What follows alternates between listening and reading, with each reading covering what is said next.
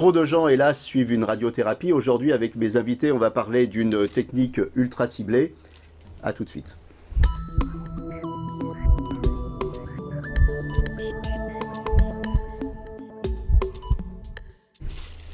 Alors, je suis avec le docteur Muriel Botti, qui est chef du département radiothérapie ORL et stéréotaxie au centre de cancérologie Paris-Nord. Bonjour. Bonjour. Alors, votre centre, c'est 1400 malades à peu près par an qui suivent une radiothérapie ou une curithérapie. Et je suis aussi avec Marine Hérault. Vous êtes, vous, manipulatrice en radiothérapie. Alors, la radiothérapie conformationnelle avec modulation d'intensité, on va parler de ça aujourd'hui. Vous allez nous expliquer un petit peu ce que ça veut dire. D'abord, conformationnel, qu'est-ce que ça veut dire ? Alors conformationnel, ça veut dire que les rayonnements qu'on va délivrer vont se conformer au volume cible, c'est-à-dire qu'ils vont épouser véritablement la forme de la zone à traiter afin de mieux épargner les organes sains à proximité.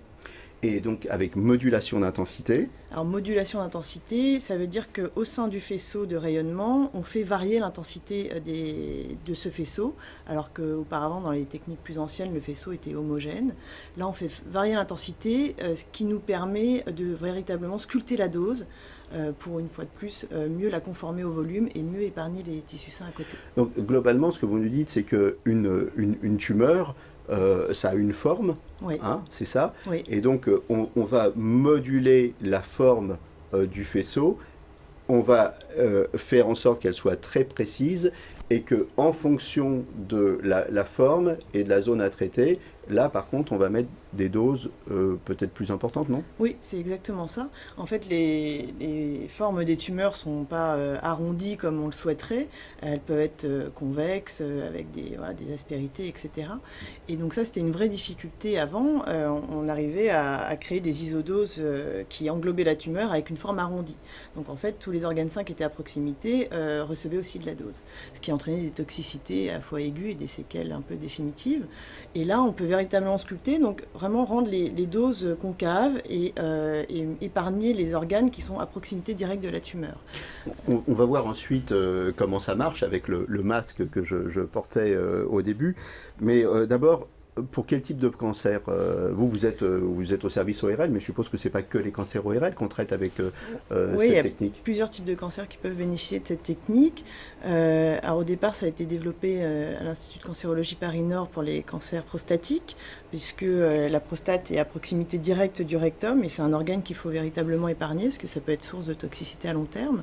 Donc c'est la première localisation qui a bénéficié de la RCMI, radiothérapie conformationnelle avec modulation d'intensité. RCMI, c'est plus court. Ensuite, il y a aussi les cancers gynécologiques et digestifs, comme le canal anal ou le canal du pancréas. Les cancers gynécologiques, c'est le cancer de l'endomètre et le cancer du col, parce que là, la RCMI va permettre d'épargner l'intestin grêle. L'intestin grêle, c'est un organe très sensible au rayonnement. Ça peut entraîner une toxicité tardive qui est le grêle radique, avec des problèmes de diarrhée qui peut être très invalidante pour les patients. Et grâce à la RCMI, on épargne mieux l'intestin grêle et donc il y a moins de toxicité. Donc en fait, l'indication de la RCMI, si je comprends bien, c'est à chaque fois qu'on a besoin de traiter très précisément et qu'on a besoin d'épargner des organes autour. Voilà, ça exactement. Ça, c'est les indications préférentielles de la RCMI. Il peut y avoir des types de cancers où, avec les techniques classiques, on arrive à bien traiter et à bien épargner les organes sains, mais pour plein de localisations, ce n'était pas le cas. Et donc la RCMI, ça a vraiment été un gain très important pour les patients. Alors, il y a 50% des malades qui sont traités dans votre centre par RCMI. Oui. Pourquoi que 50%?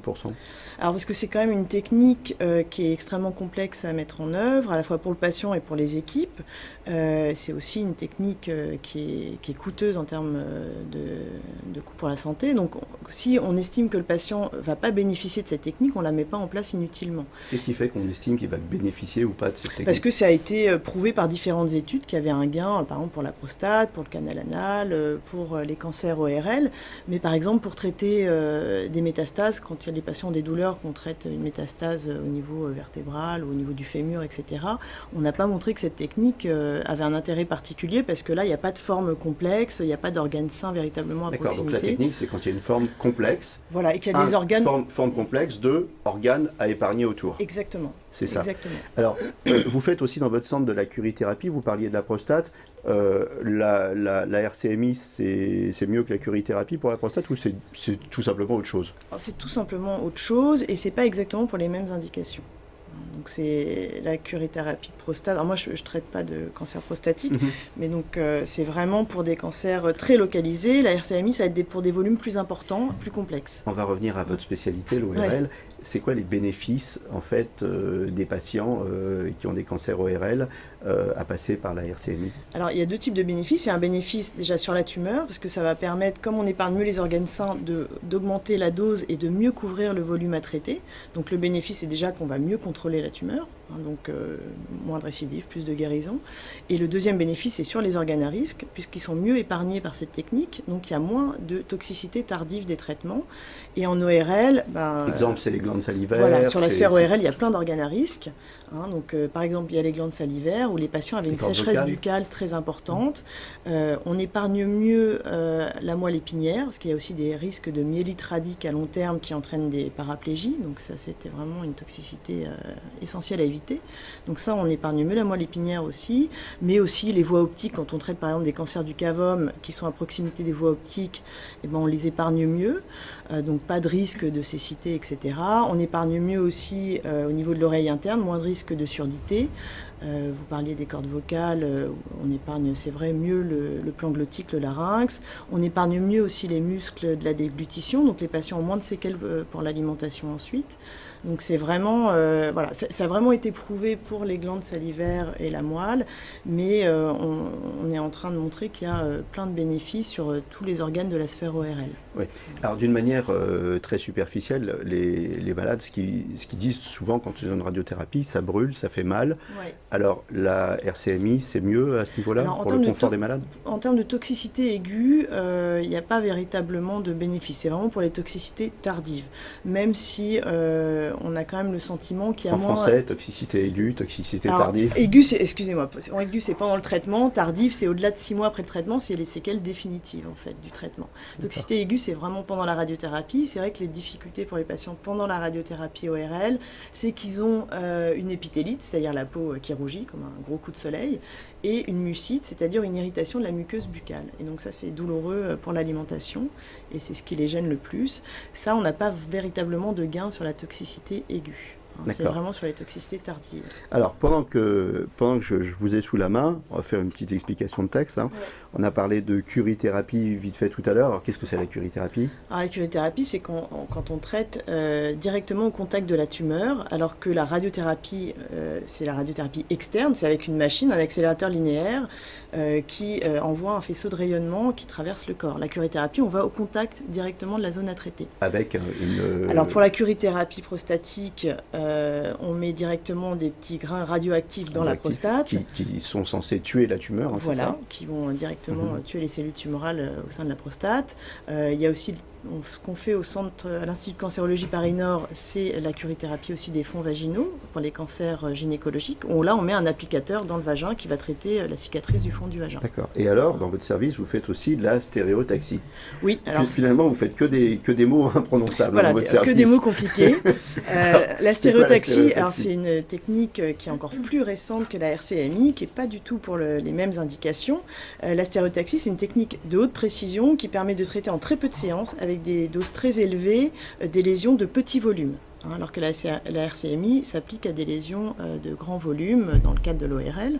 Là, c'est vraiment pour traiter des petites lésions, donc notamment... Par exemple, le cancer du sein, on fait, c'est interventionnel la stéréotaxie, c'est ça? C'est-à-dire que... Alors, c'est pas utilisé pour le cancer du sein véritablement, c'est utilisé surtout pour les métastases. En fait, quand les patients ont juste peu de métastases, on parle des patients oligométastatiques, qui ont moins de 5 métastases. Là, on va traiter en stéréotaxie, donc ça permet de traiter en peu de séances à haute dose et ça détruit les métastases. Donc on a montré qu'on pouvait obtenir des rémissions prolongées et aussi des guérisons. Donc beaucoup de choses, beaucoup de progrès. Ouais. Alors, on va revenir à notre sujet, la RCMI. C'est un peu, je me tourne vers vous, Marine, parce que vous êtes manipulatrice. Oui. C'est très efficace, on l'a vu, hein, il y a des bénéfices, hein, le ciblage, augmenter les doses, ne pas toucher les organes sains.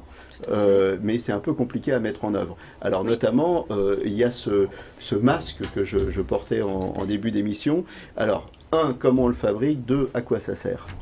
Alors, donc c'est une étape qui se fait au scanner. Donc c'est un scanner dosimétrique. C'est pas un scanner diagnostique, hein, parce qu'on sait que le patient vient, le pronostic est déjà établi. On scanne le patient pour le modéliser. Exactement. En fait, c'est à partir c'est du scanner que vont être mis en place les faisceaux du traitement.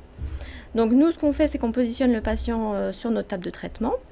Il est allongé sur le dos et sa nuque repose sur une cale. Donc il y a plusieurs cales, c'est des contentions personnalisées, donc il faut vraiment faire attention, prendre son temps parce que c'est un traitement très précis. Donc adapter la meilleure cale à la morphologie du patient. Et ensuite nous confectionnons en fait un masque. Donc au début il est rigide, bon maintenant il est rigide, nous le trempons dans l'eau et après donc il va se ramollir et nous l'appliquons au visage du patient ainsi que les épaules. Voilà. Okay, donc, et il va durcir. L'utilité de ce masque, une fois que le patient sera allongé, on clip le masque, et ce qui fait que le malade ne bougera pas du tout. Vous voyez, et bien sûr, on ne veut pas qu'il bouge puisque le traitement il doit être ultra ciblé. Donc si le malade bouge, ça ne va pas le faire. Il faut vraiment qu'on ait une précision de bout en bout de la chaîne, c'est-à-dire depuis la confection du masque et du scanner dosimétrique sur lequel tout va reposer pour la préparation du traitement jusqu'à la dernière séance. Alors comment on adapte le masque? En fait, il est fait pour que le patient ne bouge pas. Et comment vous la repérez, la tumeur? Là, c'est la radiologie. Alors, on repère grâce au scanner dosimétrique, on prend tous les examens diagnostiques, les IRM, les TEP scans, on fusionne tout ça pour être le plus précis possible sur la définition de la zone à traiter. C'est au micron, on est à moins de 3 mm. Moins de 3 mm. Ouais, on est vraiment sur des précisions millimétriques. Et au cours du traitement, à chaque séance, on vérifie le positionnement du patient et on vérifie qu'on va bien cibler la zone à traiter en faisant des images radiologiques et même maintenant des scanners. Les machines qu'on a à l'Institut de cancérologie Paris-Nord permettent de faire des scanners juste avant le traitement du patient. Donc on revérifie par scanner que le patient est parfaitement positionné. Alors dites-moi, c'est pas un peu angoissant ça, quand on a ça sur la tête? Ça peut paraître angoissant. Déjà on vient se faire traiter une tumeur, on n'est pas bon, et on nous met ça, c'est... Alors à l'Institut de cancérologie Paris-Nord, les manipulateurs exercent une consultation d'annonce. Donc pendant cette consultation, nous recevons le patient et justement nous lui expliquons comment vont se dérouler une séance pour justement qu'il n'y ait pas d'appréhension, qu'il soit le plus à l'aise possible. Donc nous lui montrons des photos, des images pour voir, pour pas qu'il soit impressionné, pour pas qu'il y ait d'impréhension possible. Nous pouvons lui ouvrir un petit peu le masque. Il peut respirer normalement, vous voyez, il y a plein de petits trous. Donc il peut respirer normalement. Donc globalement, c'est bien toléré. Et, la plupart du temps, c'est bien toléré. Tout le monde voit les bénéfices de cette technique. Écoutez, je vous remercie toutes les deux d'être venues. On a fait donc le point sur la radiothérapie conformationnelle avec modulation d'intensité. Je vous remercie beaucoup et d'ici là, portez-vous bien.